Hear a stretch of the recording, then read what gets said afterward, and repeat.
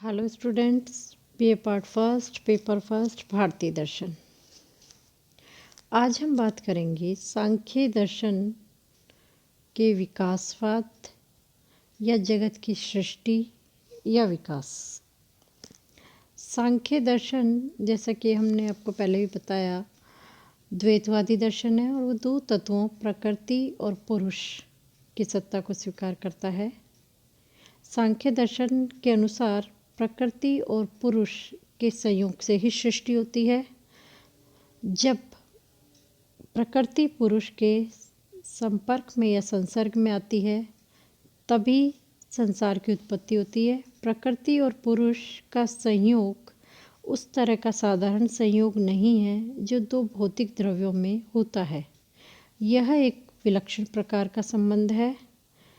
अकेला पुरुष सृष्टि नहीं कर सकता क्योंकि वह निष्क्रिय है, और अकेली प्रकृति सृष्टि नहीं कर सकती क्योंकि वह जड़ है। अब यहाँ प्रश्न उठता है, प्रकृति और पुरुष जो एक दूसरे से भिन्न और विरुद्ध धर्मक है, तब उनका पारस्परिक संयोग कैसे संभव होता है?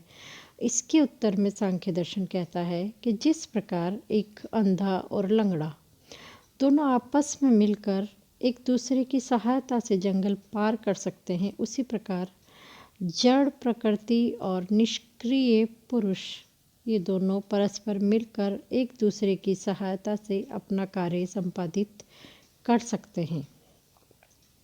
प्रकृति दर्शनार्थ यानी ज्ञात होने के लिए पुरुष की अपेक्षा रखती है और पुरुष केवल्यार्थ या मोक्ष के लिए प्रकृति की सहायता लेता है।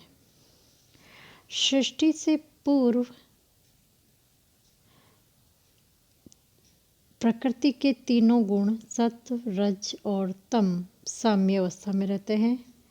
प्रकृति और पुरुष का संयोग होने से गुणों की साम्य अवस्था में विकार उत्पन्न हो जाता है, जिसे गुण क्षोभ कहते हैं।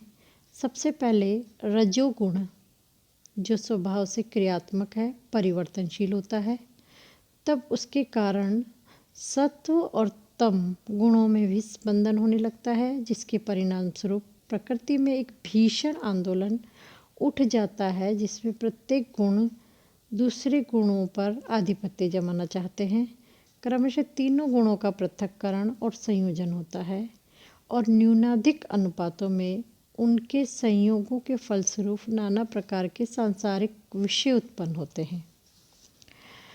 अब बात करते हैं सांख्य दर्शन में सृष्टि के क्रम की। सांख्य दर्शन के मतानुसार सृष्टि का क्रम इस प्रकार है। सबसे पहले महत या बुद्धि उत्पन्न होती है।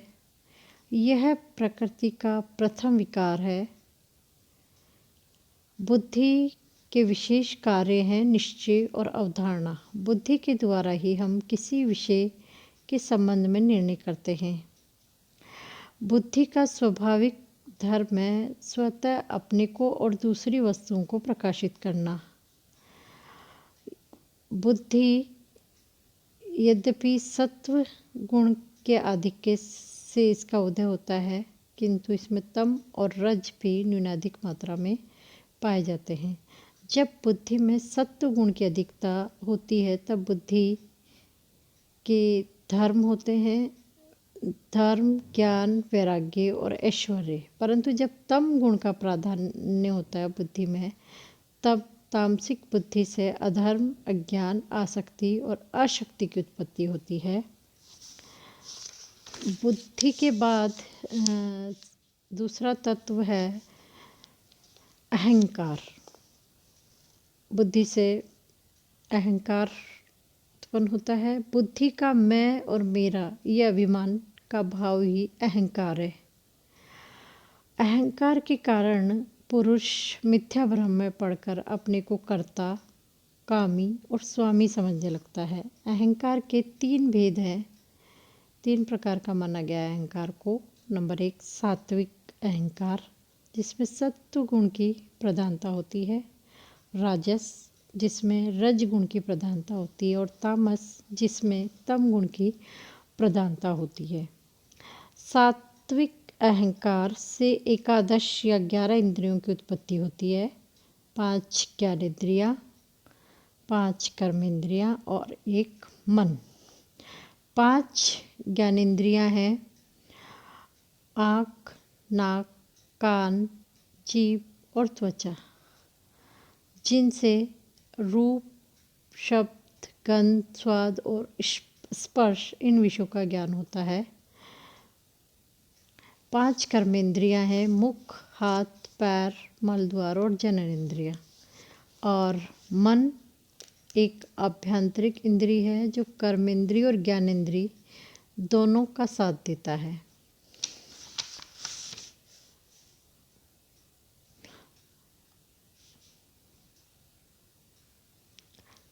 अब बात करते हैं तन्मात्र की। तन्मात्र 5 है। शब्द, स्पर्श, रूप, रस और गंध इन विषयों के जो सूक्ष्म तत्व है वे तन्मात्र कहलाते हैं।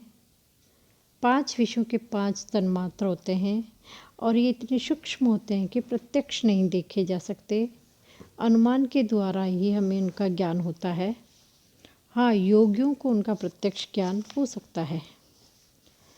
तन्मात्र से उत्पन्न होते हैं पंच महाभूत। पंच तन्मात्रों से पंच महाभूतों का आविर्भाव होता है, जो इस प्रकार है। शब्द तन्मात्र से आकाश की उत्पत्ति होती है। स्पर्श तन्मात्र और शब्द तन्मात्र के योग से वायु की उत्पत्ति होती है। रूप तन्मात्र और स्पर्श शब्द तन्मात्रों के योग से तेज या अग्नि की उत्पत्ति होती है। रस तन्मात्र शब्द स्पर्श रूप तन्मात्रों के योग से जल की उत्पत्ति होती है। और गंध तन्मात्र शब्द स्पर्श रूप और रस के योग से पृथ्वी की उत्पत्ति होती है, जिसमें शब्द स्पर्श रूप रस और गंध ये 5 गुण पाए जाते हैं। इन आकाश, वायु, तेज, जल, पृथ्वी इन पंच महाभूतों के विशेष गुण शब्द, स्पर्श, रूप, रस और गंध है। प्रकृति से लेकर पंच महाभूतों की उत्पत्ति तक जो विकास की प्रक्रिया है सांख्य दर्शन में, उसके 2 रूप हैं, प्रत्यय सर्ग या बुद्धि सर्ग तथा तन्मात्र सर्ग या भौतिक सर्ग। प्रथम अवस्था में बुद्धि, अहंकार और एकादश इंद्रियों का आविर्भाव होता है और द्वितीय अवस्था में पंच तन्मात्रों, पंच महाभूतों और उनके विकारों या कार्य द्रव्यों का प्रादुर्भाव होता है। सांख्य दर्शन के अनुसार सृष्टि मानो इन 24 तत्वों का खेल है जो प्रकृति से प्रारंभ होता है और पंच महाभूतों से समाप्त होता है। परंतु यह खेल प्रकृति अपने लिए नहीं करती, इसके दर्शक या साक्षी पुरुष होते हैं जो इसका आनंद उठाते हैं। संसार न तो परमाणु के अंधाधुंध संयोग का फल है, न अंध कारण कार्य शक्तियों का निरर्थक परिणाम। सांख्य दर्शन के अनुसार सृष्टि का एक विशेष प्रयोजन है। इसका उद्देश्य है नैतिक या आध्यात्मिक उन्नति का साधन होना। सांख्य दर्शन के अनुसार प्रकृति के विकास का चरम लक्ष्य है पुरुषों की मुक्ति। संसार में धार्मिक आचरण युक्त जीवन बिताने से ही पुरुष को अपने स्वरूप का यथार्थ ज्ञान होता है और उसी से उसको मोक्ष या कैवल्य की प्राप्ति होती है। धन्यवाद।